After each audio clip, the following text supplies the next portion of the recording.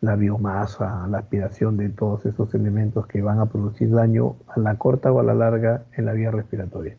No inmediatamente, sino después de 5, 10, 15 o 20 años. De tal manera que tengan en cuenta la importancia de esta especialidad.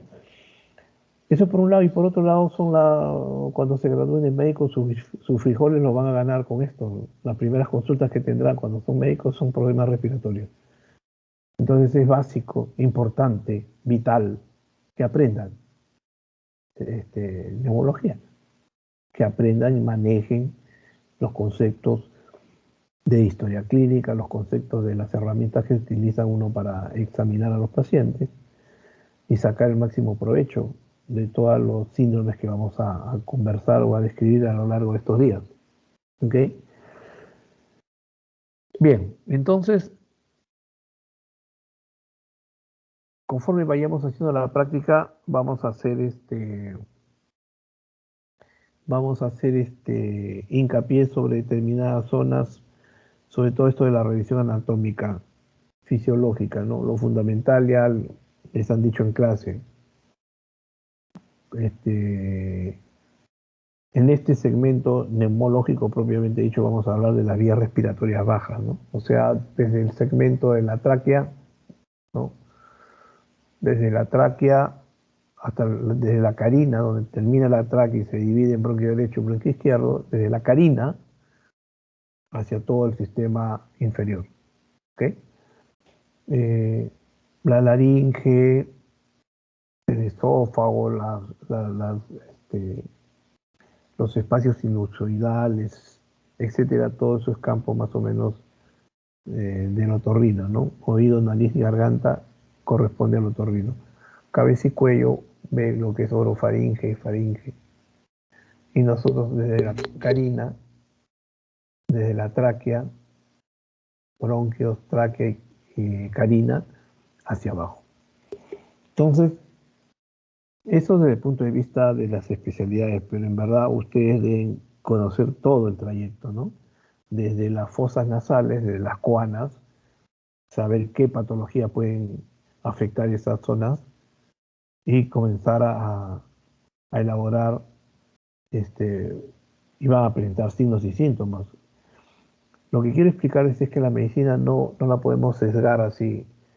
Solamente estudio congestión nasal, rinitis, oído, nariz y garganta. Y me olvido del tema, del resto. No, porque ese es el inicio del camino de la vía respiratoria. De repente para el otorrino solamente esa es su importancia.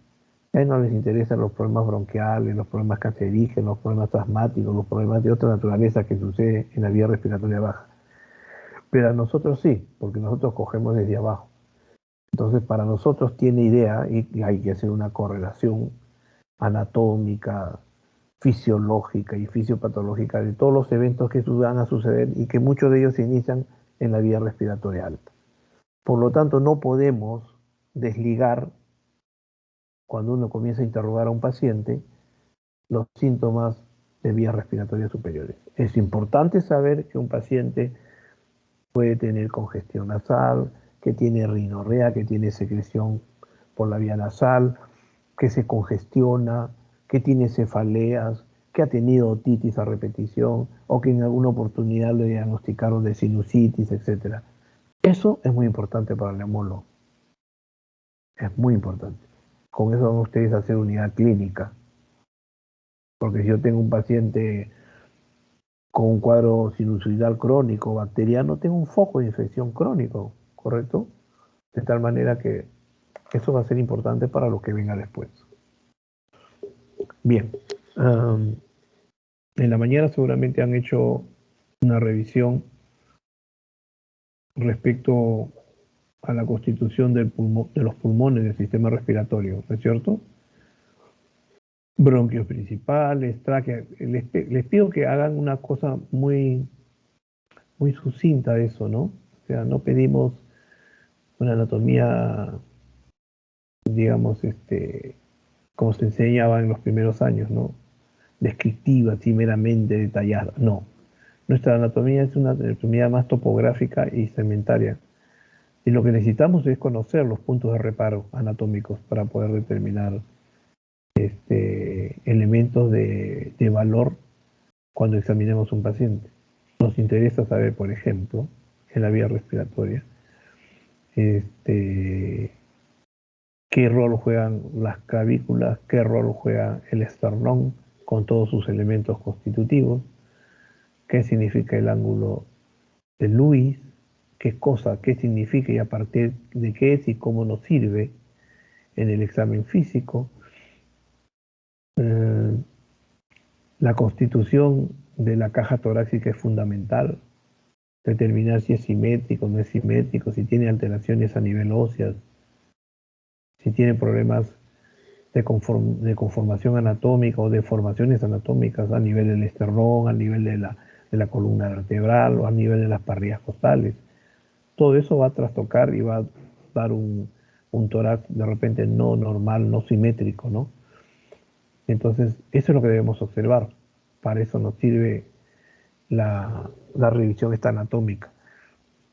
Y ya yendo internamente a estructuras ya intratorácicas, ya debemos saber pues cómo son los pulmones, cuántos lóbulos tienen, ¿no es cierto? Cuántos segmentos tiene el lóbulo superior, el lóbulo medio, el lóbulo inferior, ¿no? Qué características tiene la tráquea, el bronquio principal del lado derecho, ¿no? Es más pequeño, es más angosto, es más ancho y más perpendicular, versus el bronquio principal del lado izquierdo, que es más horizontal, un poquito más largo, etc. Esto anatómicamente explica por qué cuando un niño o cualquier persona ingiere un cuerpo extraño, ingresa por la vía oral, se atraganta y va a la vía respiratoria. Y un niñito que se pasa una canica, un botón, etcétera, cualquier elemento. Desde el punto de vista anatómico ya sabemos a dónde va a ir. Que cuando viene un paciente a emergencia en estas condiciones de asfixia, con cornaje, con cianosis severa, necesitamos hacerle un procedimiento invasivo, hacer una broncoscopía en ese momento urgente, y ya el broncoscopista sabe que de frente se va a ir al pulmón del lado derecho, ¿cierto? Desde el punto de vista anatómico, porque la probabilidad de que ese cuerpo extraño haya ingresado al pulmón del lado derecho, sobre todo al lóbulo medio, al segmento 6 o de repente en el segmento 10 del lóbulo inferior. Esos son los sitios más probables donde llega un cuerpo extraño. Entonces el broncoscopista irá de frente a buscar por ahí y obtendrá el cuerpo extraño. La anatomía no sirve para eso. De todo lo engorroso que significa describir no, esas cosas son importantes desde el punto de vista operacional. Cuando hagamos la clase de teoría de examen físico ya vamos a hablar sobre los puntos de reparo, las líneas imaginarias que existen, cómo a través de estos elementos podemos armar una serie de segmentos dentro del tórax, tanto en la cara anterior como en la cara posterior y la lateral, para poder nosotros determinar tipos, extensiones, y cuando hagamos una descripción de un hallazgo que encontremos en el examen físico, podamos describirlo perfectamente y ubicarlo, sobre todo ubicación, ¿no? Las clavículas, por eso digo, las clavículas, derecha, izquierda, el esternón, fundamental, las parrillas costales, fundamental, y la columna vertebral, fundamental. Son elementos anatómicos que nos van a servir para poder determinar a partir de ahí unas líneas imaginarias, crear segmentos y ubicar nuestros hallazgos en el examen físico. Entonces, partiendo de ahí, eso es importante. Pero antes de llegar al examen físico, yo quiero hacer una recomendación muy, digamos, reiterativa, ¿no? Todos los días voy a estar con dale y dale y dale, por si acaso, así que ni se molesten, ni se aburran. Acá lo básico es la historia clínica. En todo diagnóstico, el proceso de enseñanza en neumología es en base a una estrategia, una metodología que se llama hipotético deductivo. O sea, yo en base a una obtención de una gran información, de un gran interrogatorio que voy a tener con los pacientes, voy a obtener una gran base de datos. esa gran base de datos me va a servir para mí, para armar donde voy a encontrar mis signos y síntomas revoloteados, seguramente desorganizados, y los voy a organizar.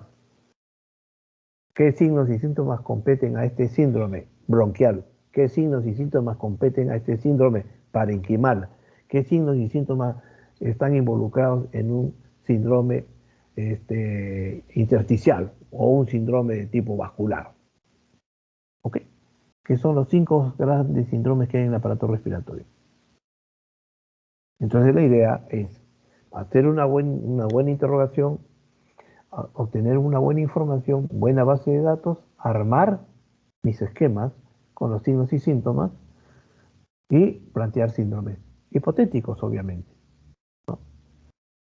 Entonces, en base a eso, después plantear probablemente un diagnóstico presuntivo, una hipótesis, que la tengo que contrarrestar con el examen físico.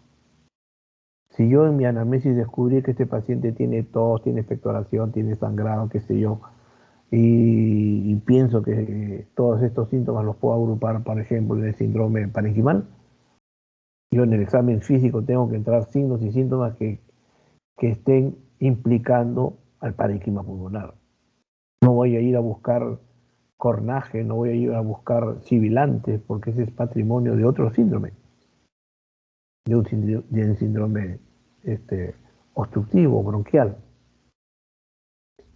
Tenemos que definir y diferenciar los 5 grandes síndromes que existen.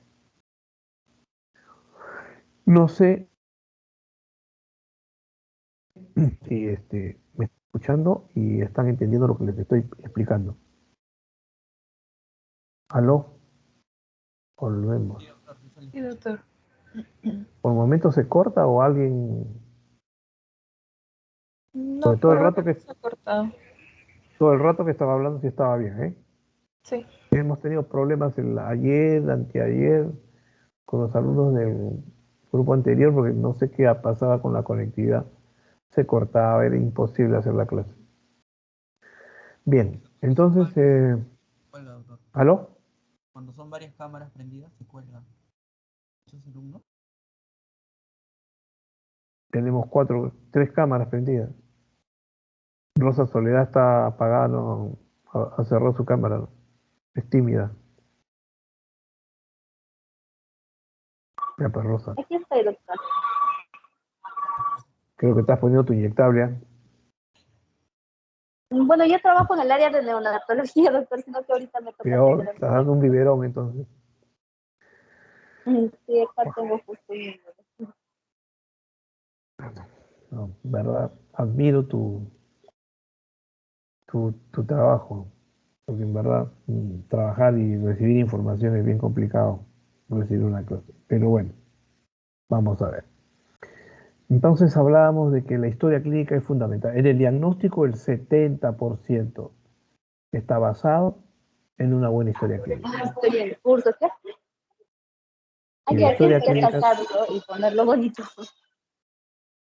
ya, Ay, Rosa, Rosa, apaga esto que tus niños están interrumpiendo la clase.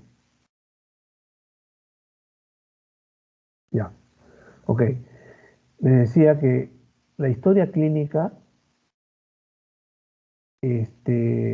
para ustedes va a ser un problema, o es un problema siempre, a todos. Cuando nosotros empezamos a hacer semiología, yo también de alumno, era todo un tema.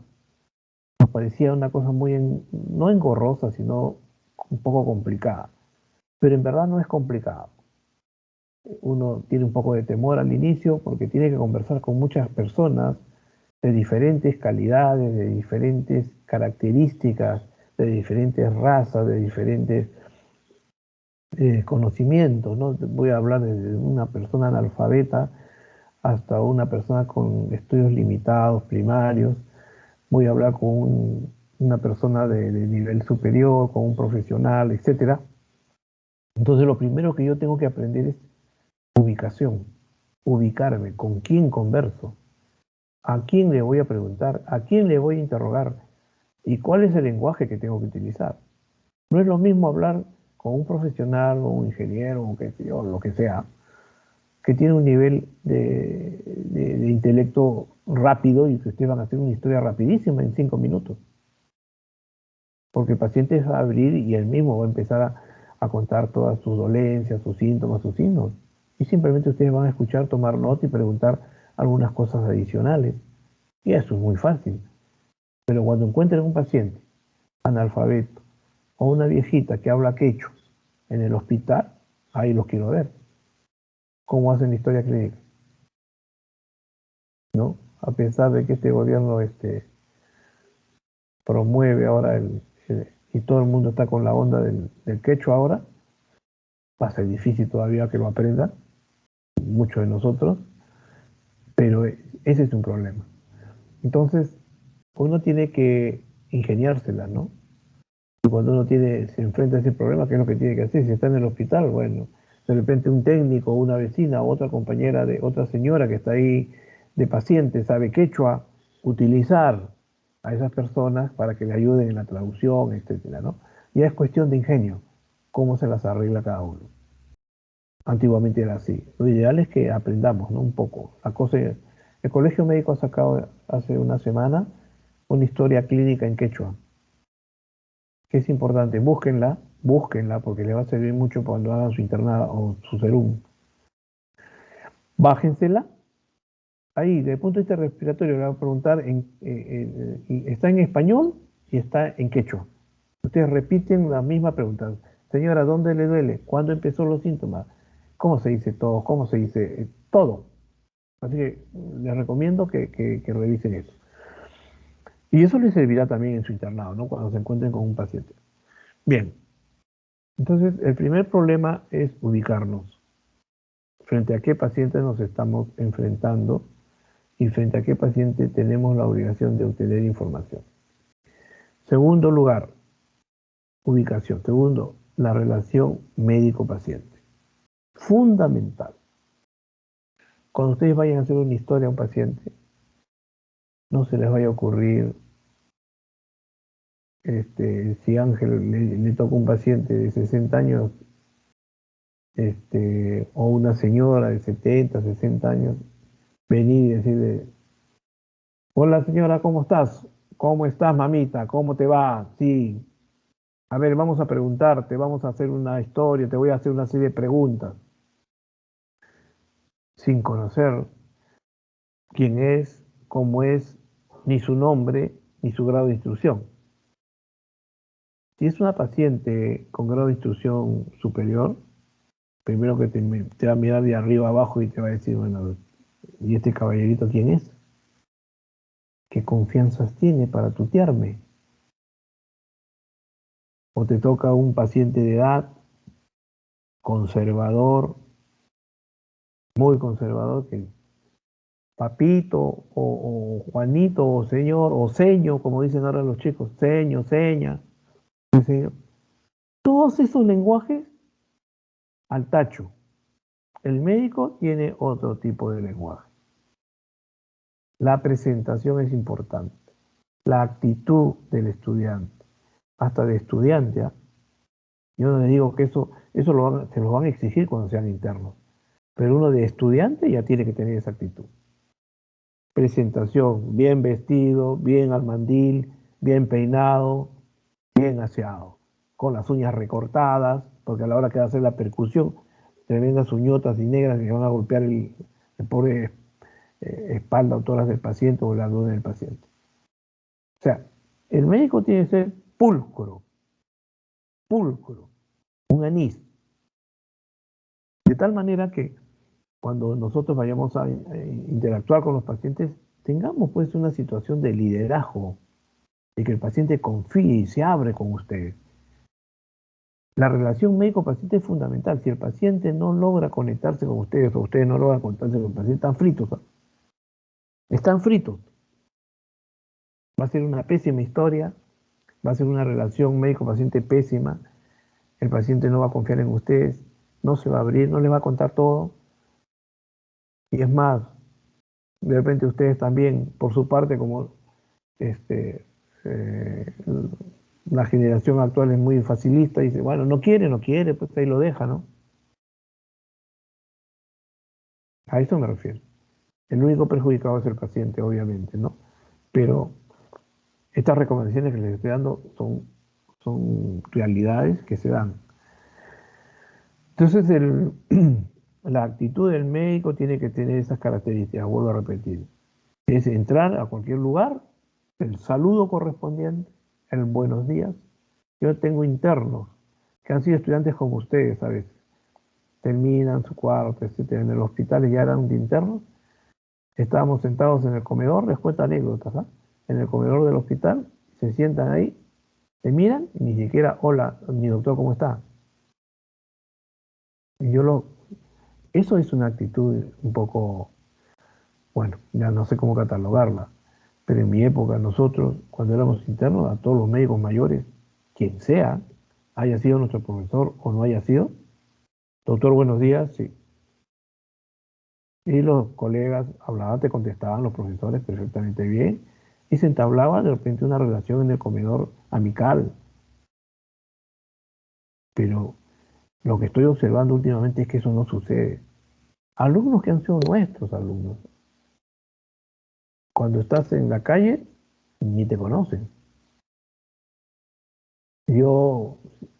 Nosotros, las generaciones antiguas que hemos tenido profesores, siempre al profe, donde sea, nos acercamos y lo saludamos. Profe, ¿cómo está? Gusto de verlo y ta, ta, ta, ta, ta, ta. Pero esas cosas se están perdiendo. Espero que eso se pueda recuperar. No sé si es problema de, de formación de escuela, que la educación pues en nuestro país ha sido pésima, pero una cosa es la educación y otra cosa la enseñanza, los conocimientos y otra cosa es la educación, ¿no? O sea, por ejemplo, los saludos son importantes y, y el tener respeto a los pacientes, sea la edad que sean y sea la condición que sean, siempre, señora, señor, ¿cómo está? Buenos días, soy el doctor fulano de tal, soy Isabela Araceli Nakamura y vengo a conversar con usted, soy una alumna de medicina y quisiera que usted colabore conmigo. Voy a hacer una serie de preguntas para poder hacer mi historia, mi trabajo y poder ayudarla. De repente te dice, señorita, como usted ya es la quinta persona que viene a hacerme la historia, porque así son los hospitales, hay un montón de alumnos de diferentes universidades y todos están haciendo historia. Entonces, ahí está la forma y las ganas de poder salir de ese aprieto, ¿no? Si la señora te dice así, tienes que sacar del sombrero un elemento, un recurso para que la gente se abra. Le dice, sí señora, pero los otros chicos de repente son otros especialistas. Yo voy a ser probablemente pediatra y voy a ver a sus nietos. ¿Y usted no quiere que sus nietos los vean bien? Ah, sí señorita, los abuelos mueren por los nietos, ¿no? Ya, pues de ahí la agarraron ya, de ahí ya la tienen. Entonces ayúdenme y colabore conmigo. Perfecto. Ah, ya señorita, la mujer de ahí se abre. Entonces, son pequeños trucos que ustedes tienen que ir conociendo. Nosotros, ¿qué hacíamos? En internado a veces nos tocaba personas complicadísimas, ¿no? Y siempre utilizábamos regalitos, y me acuerdo en esa época ya regalábamos chocolate. Terminales y te traes tu chocolate. Y le regalaban un sublime. Oh, y la mujer feliz. Y al día siguiente, doctor, mi sublime. Todos los días te pedían sublime. Pero eso es una forma de ganarse a los pacientes. Entonces, tu paciente ya va a ser aperturado contigo, te va a dar toda la información y es lo más importante, ¿no? La confianza que pueda tener el paciente con su médico. ¿Ok? Entonces, eso como primera cuestión. La presentación, la actitud del alumno frente al paciente, la no confianza. Ahora, si se encuentra con una persona de su edad, también inicien como cualquier persona con el trato de usted, como cualquier persona, y seguramente con el correr de los días, si ustedes creen conveniente, pueden tutear al paciente, pero yo les aconsejo que no. Siempre mantengan ese nivel. ¿Y saben por qué, muchachos? ¿Has visto cómo la imagen del médico se ha ido deteriorando poco a poco en estos 20, 30 años últimos? ¿Por qué? Bueno, yo ya estoy ahora jubilado, pero cuando yo estaba de jefe de departamento y jefe de servicio a mis residentes, los tenía así. Pobre de ellos que los veía afuera en la calle. A veces salía yo del hospital y los veía entrando a una cantina sábado, 3 de la tarde, al frente del hospital. Ay, cara. Cuadraba mi carro, venía, solamente entraba y los miraba y les hacía así. El día lunes, una cafeteada. ¿Ustedes qué se han creído? ¿Qué se han creído, le digo a ustedes? Ustedes son los líderes de esta comunidad. ¿Y con quiénes? Y se han ido a tomar al frente. Ni siquiera son inteligentes, le digo. Si quieren tomarse unos tragos, vayan a su casa, reúnanse en su casa, y almuercen, coman, tómense un trago, lo que quieran, pero no en la calle. No público, los gente, los pacientes los ven, los trabajadores, los asistentes, los enfermeros. Y es más, muchos internos, muchos residentes, se van con el enfermero, con el técnico, a tomar ahí en la calle. Consecuencia de eso, que la enfermera, el enfermero, el técnico le pierde el respeto al médico. Y se acabó. Lo peor que puede pasar a un médico es que su personal al cual tú diriges, al cual tú lideras, te pierdan el respeto. Entonces, no toda la gente tiene ubicación. Basta con que hayas estado tomándote un trago con no digo que no podamos alternar con ellos. Se puede alternar, pero hay determinadas situaciones. Es un aniversario del piso, es el día de la medicina, vamos a almorzar todos, vamos los médicos, a almorzar. Pero no cualquier día de Dios entres a algún lugar a horas inadecuadas y a estar tomando unos tragos o haciendo tontería y media afuera. Ahí pierde el médico estatus, pierde nivel, pierde todo. Tengan mucho cuidado con eso. Desde ahora se los digo. Hay gente todavía que es muy moderna, ¿no? Inclusive en la misma vestimenta. Antes, en mi época, nosotros hacían ir con saco y corbata. De interno teníamos que ir con corbata, saco y corbata, a pasar visita. Nuestros saquitos blancos con camisa y corbata. Ahora van en jeans rotos, con esos huecos que hay en las rodillas, en las caderas, en todos sitios. Así pasa visita un interno.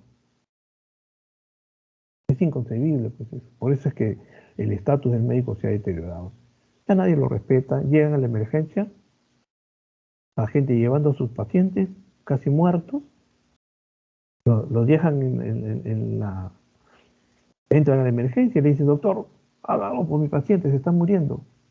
Si ustedes no son hábiles, ven que el paciente es cadáver, este paciente está fallecido. ¿Cómo que fallecido? Les hacen la bronca y les pegan, a los internos, a los residentes, les están faltando respeto y les están pegando en las emergencias. Eso he visto con mucha frecuencia en las zonas terribles, bravas. O sea, ¿qué significa todo esto? Antes al médico que le iban a levantar la voz. El paciente o los familiares, mucho respeto. Pero ahora no, te agreden. Y todo eso se ha conseguido, o hemos conseguido, por la bendita liberalización que existe, ¿no? O sea, hay mucha desidia en ese sentido. Entonces, este comentario de repente está fuera, no creo que sea fuera de lugar, es la experiencia que tengo yo en cómo tienen que ustedes formarse, cómo tienen que formarse. ¿Ok? Bien, entonces, hecha la relación médico-paciente de confiabilidad, de amicalidad, de respeto, nosotros vamos a poder obtener información valiosa. Y eso va a significar 60-70% del diagnóstico. Una buena anamnesis, un buen interrogatorio, una buena recolección de datos, te da el 70% del diagnóstico. En el 90% de los casos. Existe un 10% donde la recolección de información a la hora que vas al examen físico no encuadra, no va, no concuerda. Y te dicen, ¿qué pasó? ¿En qué me equivoqué? ¿Me equivoqué en el examen físico? No, el examen físico está bien hecho. No encuentro esto, no encuentro otro, lo que yo pensé que iba a encontrarlo con la recolección de datos que he informado y con el planteamiento de síndromes que he hecho. Entonces ahí tenemos que retrotraer un poco, regresar y volver a hacer análisis. Revisión de análisis, algo se me pasó. Y empiezo de nuevo. A ver, señora, de repente se me pasó un dato, no pregunté, no fui. Y comienzo uno a revisar nuevamente. Con paciencia y obtiene información. De repente la paciente se olvidó y después de 2 o 3 días de estar hospitalizada, le vuelven ustedes a preguntar, dicen, sí, ya he conversado con mi pariente o mi hijo, qué sé yo, y me ha dicho que sí, probablemente he tenido tal cosa y me han dado tal cosa, yo no me había olvidado, señorita, doctor. ¿Se dan cuenta? Entonces uno vuelve a hacer una revisión de análisis nuevamente y rechequea. Y las cosas que se ha olvidado de repente les va a ayudar nuevamente. Entonces replantean, van nuevamente en sus diagnósticos, van al examen físico y ahora sí coordinan.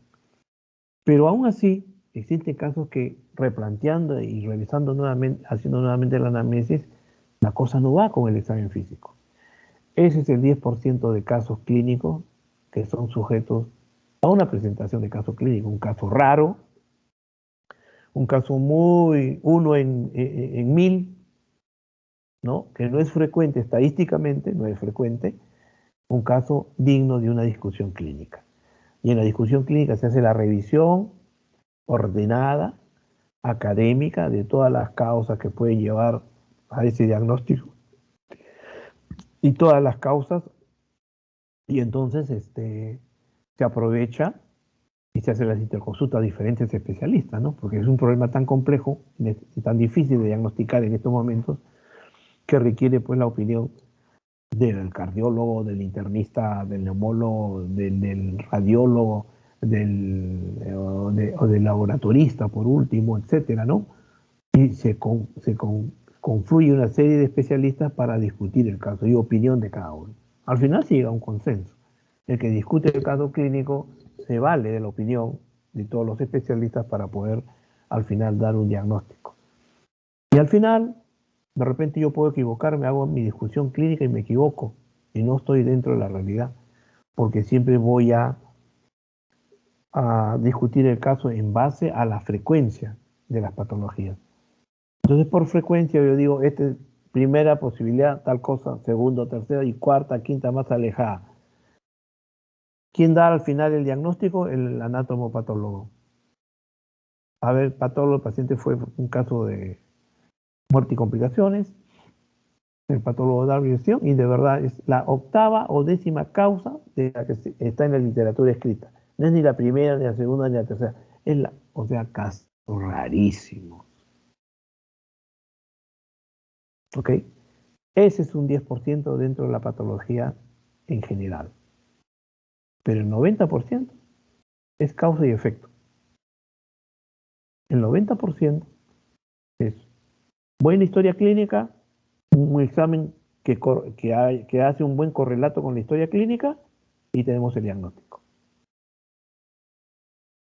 Probable. Y utilizamos nuestro examen físico, lo corroboramos y utilizamos los exámenes auxiliares invasivos, no invasivos, que más o menos te darán, pues, te dan el 30% restante.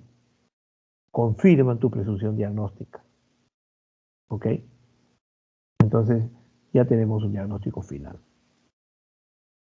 Entonces, se dan cuenta lo importante que es la historia clínica. Yo les voy a enviar un video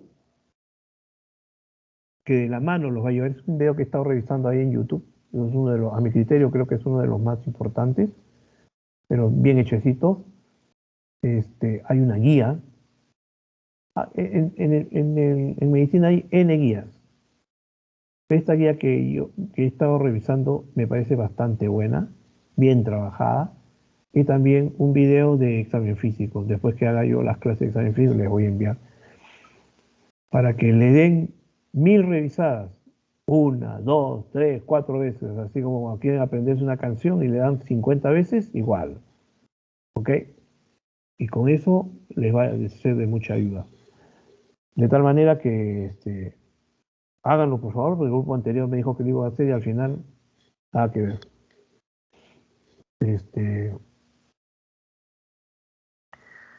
Bueno, importancia de la historia clínica tiene, ya le habrán dicho mañana o ahora, mañana seguramente en la clase, tiene un documento valiosísimo desde el punto de vista de salud, desde el punto de vista legal, desde el punto de vista económico, desde muchos puntos de vista. Es valiosísimo documento. Desde el punto de vista sanitario importante. En base a ese elemento podemos hablar de indicadores epidemiológicos, ¿no? Podemos hablar de incidencia, de prevalencia, de mortalidad. Cuando hacemos un estudio y recolectamos información en base a ese documento base que es la historia clínica. Podemos tomar decisiones políticas de salud en base al resultado del trabajo, del análisis de todas las historias clínicas. Yo quiero hablar sobre, por ejemplo, tifoidea. ¿Cuántos casos de tifoidea tiene en el Perú en este año, durante la pandemia? Durante la pandemia van a observar ustedes que los casos de infecciones de tipo gastrointestinal han disminuido de una barbaridad. ¿Por qué razón? Porque estábamos viviendo cada uno en su casa y no nos hemos expuesto a factores externos, no hemos estado comiendo en la calle, no hemos estado comiendo cosas, todo el mundo está cuidándose. Así como las enfermedades virales, los resfríos, han disminuido tremendamente durante la época de pandemia. ¿Cuál es la razón? Estábamos metidos en nuestra casa haciendo cuarentena, evitando los riesgos y usando pues todos estos elementos de protección que son las mascarillas. Entonces, con esos elementos sacas tu cuenta. Y compáralo con el hace 2 años o 3 años. Terrible, ¿no? Las enfermedades respiratorias altísimas, las enfermedades gastrointestinales en verano tremendamente altas, versus lo que ahora no encontramos. Entonces, ¿de dónde sacamos toda esa información? ¿De dónde se saca toda esta política? ¿Y esto nos sirve para qué? Para diseñar, pues, políticas de salud. Yo puedo observar en la revisión de la selva la presencia de, por ejemplo, de fiebre amarilla. Recolecto la información y en base a esos proyectos, políticas sanitarias. ¿De dónde saqué esa información? De las historias clínicas. Para la historia clínica clásica que hacemos, basada en el método, hay un método que utiliza el estudiante mucho, es recolectar información y después plantear una serie de hipótesis de tipo de diagnóstico y después hacer una larga lista de un plan de trabajo y poner todo casi, ¿no? O sea, pongo 10 diagnósticos y para mi plan de trabajo, para ese 10 diagnósticos, hago una recatafila de cosas, ¿no? O sea, en una historia vuelco todo lo que he sacado de la información con el paciente. Bueno, eso se exige a los alumnos cuando están aprendiendo. Pero conforme va pasando los días, esa información se tiene que ir puliendo. Y vamos puliendo nuestra información y la vamos concentrando y vamos poniendo lo que poníamos en 2 hojas, la plasmamos de repente en media hoja, utilizando tecnología, utilizando lenguaje médico, utilizando nomenclatura médica. En vez de decir, el paciente viene con tos y expectoración, el paciente refiere que tiene tos de hace 6 meses o 1 año, ¿no? Y cuando uno comienza a hacer la historia, hace una historia como si fuera una narración de cuento, una telenovela, y muchas veces se cometen esos errores, ¿no? Errores iniciales, de principiante. La paciente refiere que estando en una fiesta, cumpleaños de su hermana, porque así escriben en la historia, cumpleaños de su hermana, estuvo libando licor y se expuso al aire y comenzó a tener tos y comenzó a sangrar un vaso, 3 vasos, 5 vasos, como a las 10 de la mañana, después a las 12 del día y después a las 3. O sea, se ponen tan minuciosos y relatan prácticamente como una obra literaria todo lo acontecido. Eso no es correcto, eso es la información que ustedes van a recibir. ¿Qué cosa tienen que poner? Paciente con tos, con tiempo de enfermedad de tanto tiempo, síntomas principales, tos con expectoración hemoctóica. ¿Es leve, moderada, severa? Tengo que saber. ¿Cuánto sangró la señora? ¿Como un vaso, 2 vasos, 3 vasos? Como 3 vasos, doctor, como media jarra. Ah, ya. Estamos hablando de 200, 300, 400 centímetros. Y ya puedo catalogar si es una hemorragia leve, es una hemoptisis leve, moderada, severa. ¿No? Entonces, pongo paciente con sintomática respiratoria, o sea, que había tenido tos más de 15 días, que presenta hemoptisis. En 3 palabras, todo lo que expreso, todo lo que he estado relatando, que se fue a la reunión social, que estuvo en la tía, que esto, que se tomó y que tomó a esta hora y a esta hora y 3 veces al día sangró y que la llevaron a la emergencia y que todo esa historia novelesca se hace al inicio. Muchos alumnos hacen una historia así. Eso es lo que hay que evitar. O sea, esa información que le llegue a ustedes, escuchen. Y de todo lo que escuchen, plasmen 3 cosas, 5 cosas. Y traten de hacer un resumen. Una historia mientras más concisa, más resumida, y te dé la información total, es una buena historia clínica. Acuérdense que la historia clínica, cuando lleguen a ser ustedes internos, los residentes van a presentar sus casos. Lo que vemos en estos 10 últimos años, que los internos y los residentes de primer año saben hacer historia. Miren, esa es nuestra realidad. De todas las universidades, no estoy hablando de Villarreal solo, de todas. Presente el caso, doctor, presentan una discusión clínica, te hacen un mamarracho de historia. Tanto que nos molestamos y decimos, ¿sabes qué? Vaya usted a hacer la historia de nuevo, suspendida la reunión. Entonces, eso se aprende de las bases cuando uno es estudiante. Todo lo que les estoy comentando es algo que ustedes tienen que saber asimilar para no cometer esos errores. Entonces, ideas concretas, información lo más abierta posible. Entonces, al inicio uno hace ese tipo de historia, pero después, si plantea, pues, hace un plan de trabajo enorme de 10, 15, 20 exámenes. Entonces, actuando así, ¿qué sucede? Esto es inconveniente para la institución. Si yo actuaría así con todos los pacientes hospitalizados, imagínense la cantidad de documentos, papel, historia que gastaría cuando diseño un plan de trabajo tan amplio de 10 o 30 cosas. O sea, a todo el mundo le pido hemograma, hemoglobina, hematocrito, glucosa, urea, creatinina, etcétera, etcétera, orina, pruebas hepáticas, pruebas de esto. Sin tener patología, si la paciente no tiene problemas hepáticos, igual estoy pidiendo pruebas hepáticas. Eso sería pues una malpraxis. Significaría costo adicional de la cama costo de ese paciente, porque ahora todo se rige en base a los costos. Es decir, médicamente, desde el punto de vista médico, mi actividad médica es perjudicial a la institución, porque no estoy trabajando bien. Estoy gastando insumos en forma ilógica, usando y utilizando y abusando de una serie de facilidades que me da la institución. La institución no me limita. No te dice, oye, no, solamente pide 3 exámenes, ¿ah? Por si acaso. No. Cada uno tiene la libertad de pedirlo. Pero en esa libertad, entre comillas, uno tiene que ser racional. Y la racionalidad significa tener conocimiento del caso. Si yo tengo un paciente de una enfermedad infecciosa, tengo que pedir lo elemental, lo que dice la guía.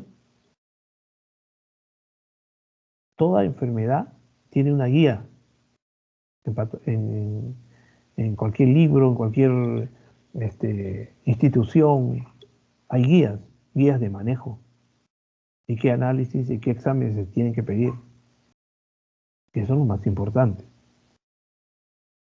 No lo que se me ocurra, si de repente se me ocurrió y de repente tiene SIDA, le voy a pedir si no tiene factores, le he preguntado, le he interrogado, etcétera, no tiene desde el punto de vista interrogatorio esos riesgos, ¿por qué le voy a pedir?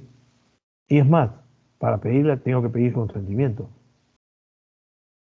para solicitarle este examen.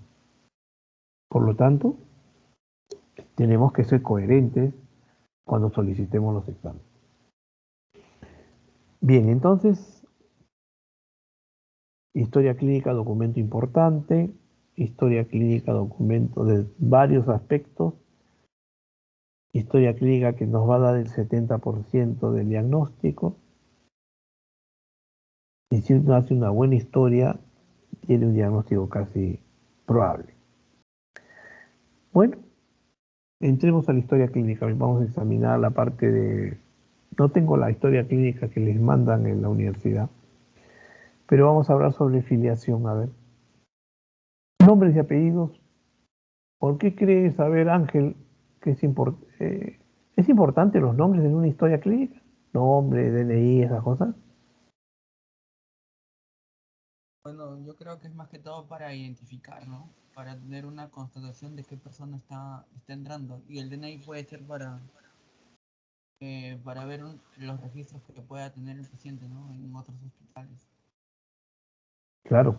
Me parece que así se maneja, ¿no?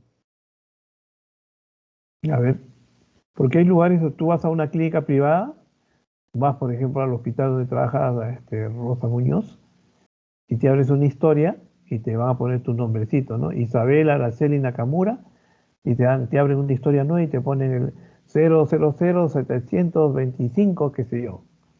Entonces, te dan tu carnet, que cuando quieras ir a atenderte, vas al archivo, saquen su historia, el 077, ta, ta, ta, ta, ta, ta. Realmente una pérdida de tiempo. Una pérdida de tiempo porque en estos momentos actuales, en este año, en este siglo 2000 de tanta tecnología, ya no deberíamos estar con una historia clínica así. Deberíamos estar con una historia electrónica. Que se quiere implantar es bastante difícil, complicada. Complicada porque en esta discusión en el Perú están hace más de 15 años queriendo establecer la historia clínica.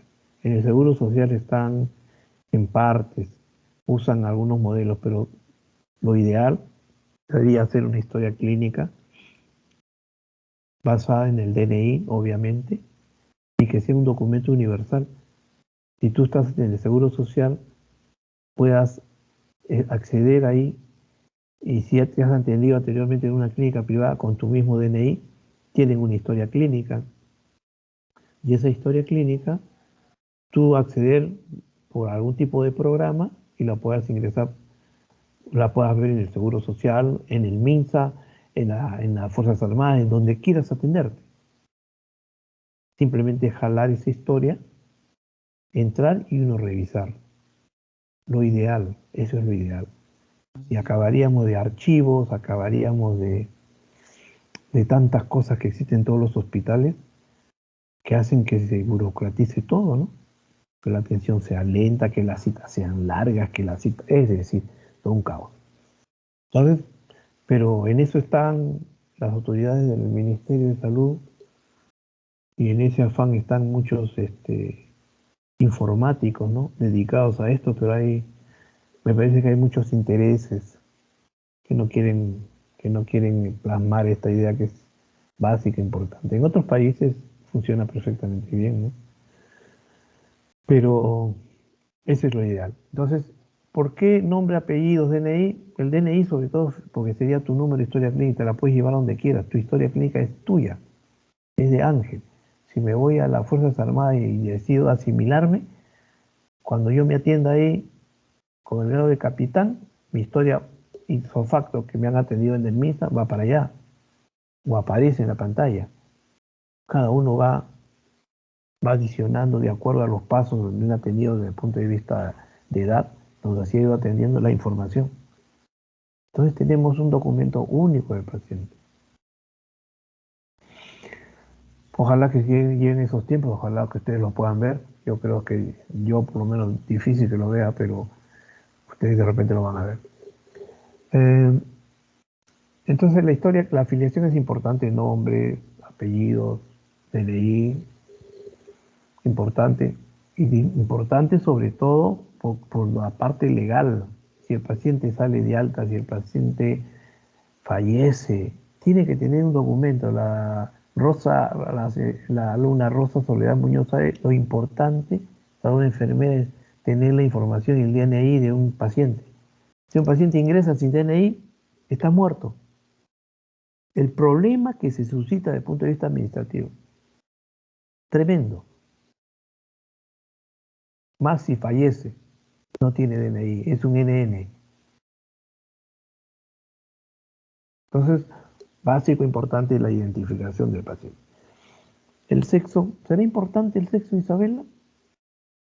Ahora que hay tantas variedades. Yo creo que sí, porque hay a veces algunas enfermedades que, bueno, le da más, digamos, a los hombres que a las mujeres, ¿no? ¿Ahora? ¿Tú crees? A ver, yo no estoy de acuerdo con eso. ¿Qué dice eso, Rosa? Tanto el hombre como las mujeres creo que están expuestos a las mismas cosas. Ahora no hay que el varón más que... No. Igual. Me parece. No sé qué opinas, Bueno, Rosa.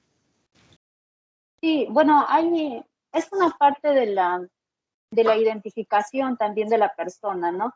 Además que, como dice mi compañera, también hay ciertas enfermedades que son más prevalentes según el sexo. También, bueno, es una información valiosa dentro de la historia clínica.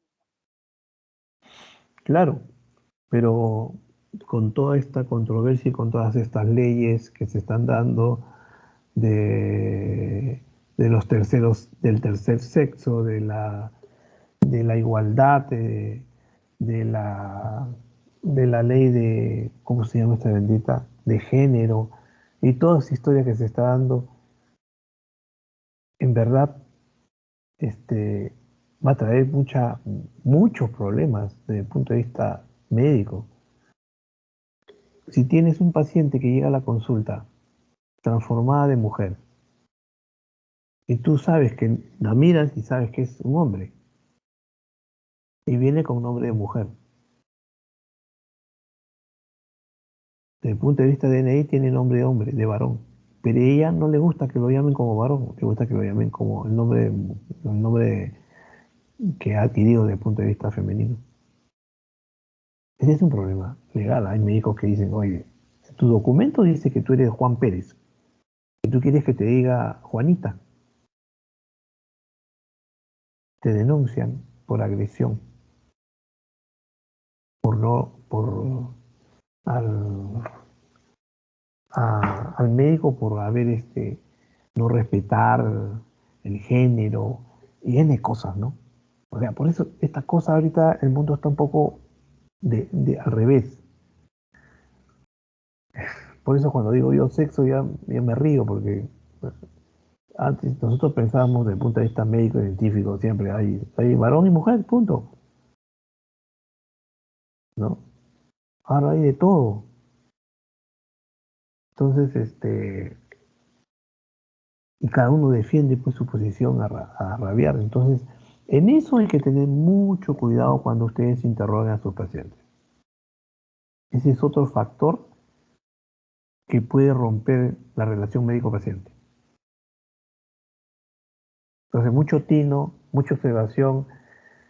Si de frente no hay mucha amicalidad con el paciente, mucha relación, no se ha abierto mucho el paciente, tengan cuidado de esa pregunta respecto a esto, a su vida sexual, a sus costumbres sexuales, háganla a posteriori, cuando hayan ganado ya un poco de confianza con el paciente. Pero no de primera intención, de primera, no. Muy frontal van a ser ustedes. Y de repente los pacientes niegan o les parece mal o de repente les parece bien, ¿no? O sea, hay toda una variedad de respuestas para eso. Pero lo importante es tener tino. y el médico es el que tiene que tener el tino. Tino y certeza, ¿no? O sea, equilibrio. Yo miro que es un paciente muy irascible, muy preguntón o que se estabiliza muy rápido. Ese tipo de preguntas la voy a dejar para el final. Y voy avanzando con lo otro. Hasta que yo tenga una unión, digamos, o una compatibilidad en la conversación y el paciente se brinde y se abra un poco más conmigo, con ustedes. ¿Ok? Entonces, sexo, raza, sexo, edad. Ah, la procedencia es importante, Rosa.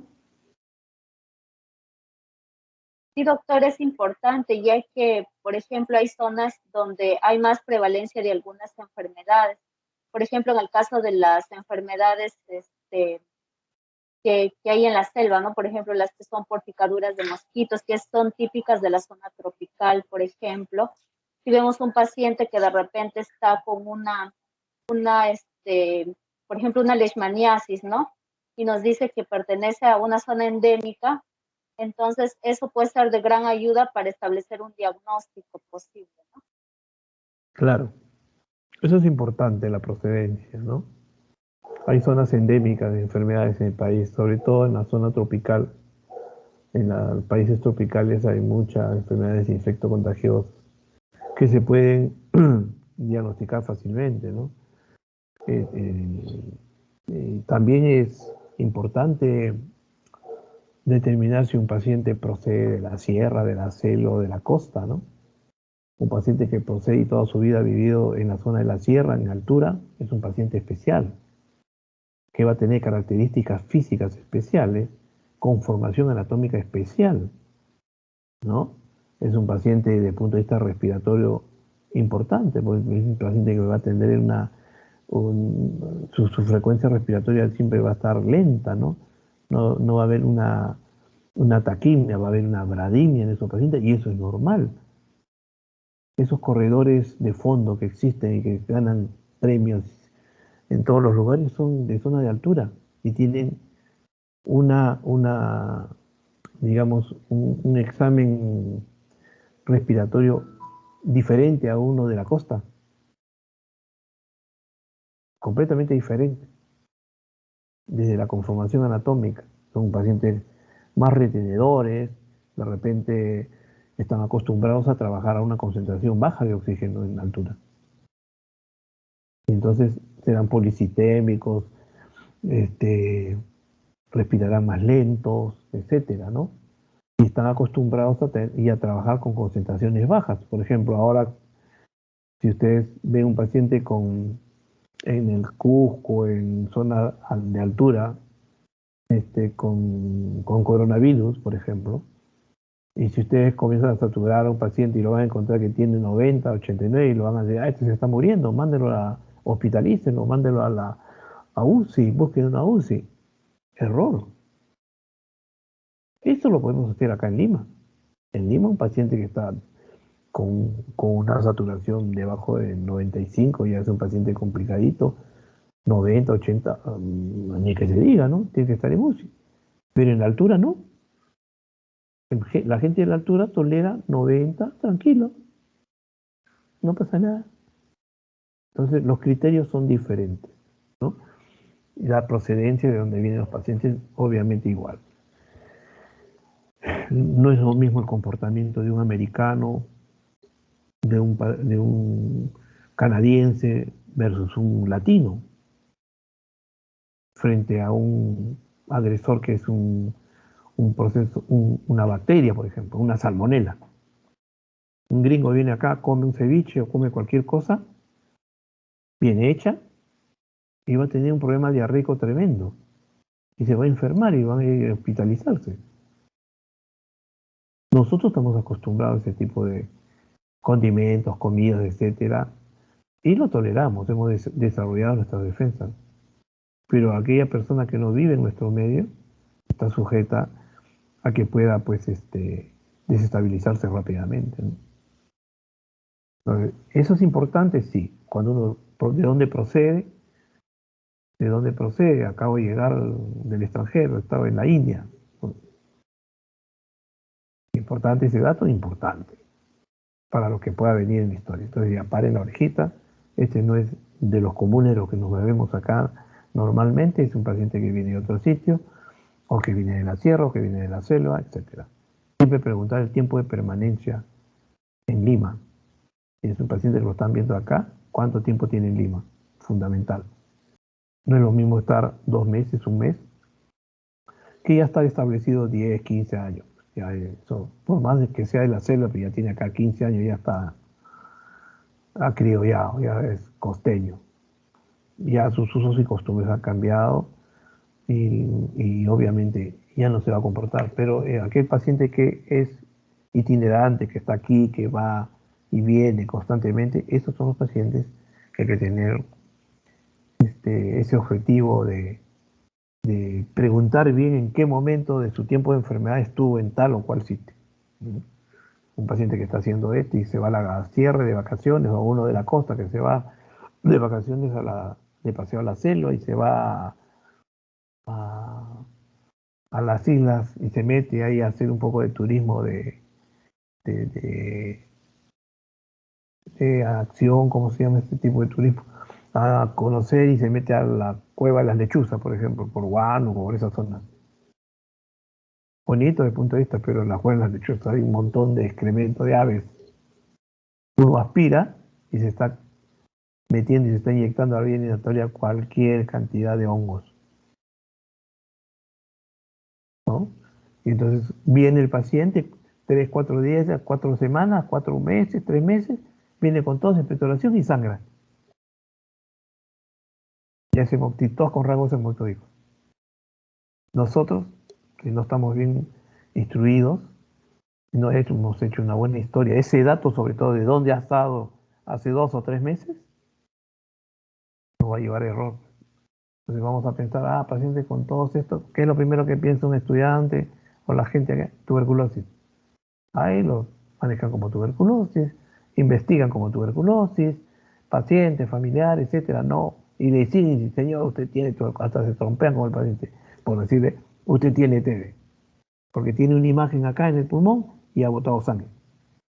Pero doctor, ¿de dónde me he contagiado? Yo soy un hombre sano, como bien, no hay ningún enfermo en mi familia, todo lo que me ha preguntado es negativo. Yo, ¿cómo va a pensar en TB? Cuando después le dice, de repente otro médico un poco más avispado, le va a preguntar, ¿de dónde estuvo usted hace 2, 3 meses? ¿Ha salido del país de paseo? ¿Me fue a la selva? Cuénteme, ¿cómo es eso? Ahí te cuenta todo el rollo y ahí está tu diagnóstico. Entonces, evidentemente, el dato ese es importante. ¿Qué otra cosa? Miren, de la afiliación nomás, cuántas cosas importantes estamos sacando. Y el otro elemento que es fundamental, a mi criterio, sobre todo en neumología, es la ocupación, la historia laboral del paciente. Si ustedes no son específicos en eso, no son así meticulosos, no se les va a pasar el diagnóstico. Y ahí está el diagnóstico muchas veces. ¿Ok? O sea, al paciente hay que preguntarle desde que cuándo empieza su vida laboral. La gran mayoría de peruanos, y a pie, los que de la clase media trabajadora, empiezan a laborar a los 15 años, siendo niños a veces, muy niños. Y entonces son multioficios. 6 meses trabajan en esto, el siguiente año cambian de trabajo, son carpinteros, trabajan como ayudantes, son gasolineros, cortan, qué sé yo, leña, son cargadores, etcétera, etcétera. Se dedican a la construcción. Miren todos los elementos que está pasando el sujeto y cómo va siendo agredida la vía respiratoria a través de todas sus ocupaciones, ¿no? El que trabaja en carpintería, obviamente. El que trabaja en mecánica, metal mecánica, esos pacientes que tienen, gente que trabaja en entorno mecánico para pulir los motores, etcétera, y rectificar los motores, viven aspirando ese metalito y nunca usan elementos de defensa. El carpintero, el que talla, el que pone zócalos, Todos esos pacientes están en riesgo, solo que las facturas se las pasan después de 30 años. No joven, no en ese momento, no cuando tienen 20, 30 años, 40 años. A los 50 años, la factura de ese tipo de ocupación se las pasa. Y ahí van a diagnosticar ustedes, el paciente vendrá disneico, acabado, qué sé yo, le toman su placa, tendrá lesiones reticulares, intersticiales, etcétera, fibrosis pulmonar. Asociado, ¿en qué trabajó usted, señor? Yo fui carpintero. ¿Cuántos años? Toda mi vida. Yo fui mecánico, o fui constructor, o fui albañil, o trabajé en una empresa de plásticos, de metalmecánica, en pinturas, fui soldador. Miren, todo lo que se hace. Ah, criaba gallinas, vendía pollos vivos en contacto con animales. ¿Se dan cuenta? La historia ocupacional es básica, importante. Entonces, en eso empiecen ustedes. La pregunta clave es, ¿a qué edad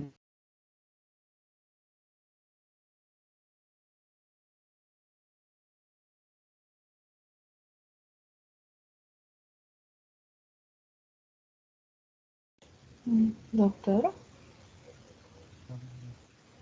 no se escucha.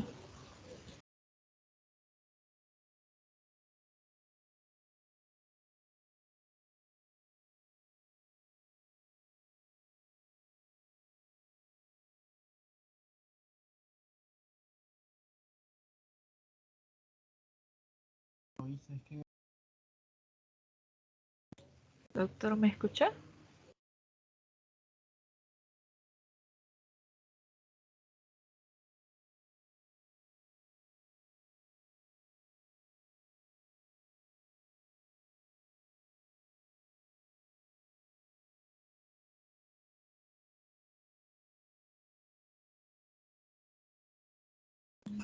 Ha salido de la reunión el doctor.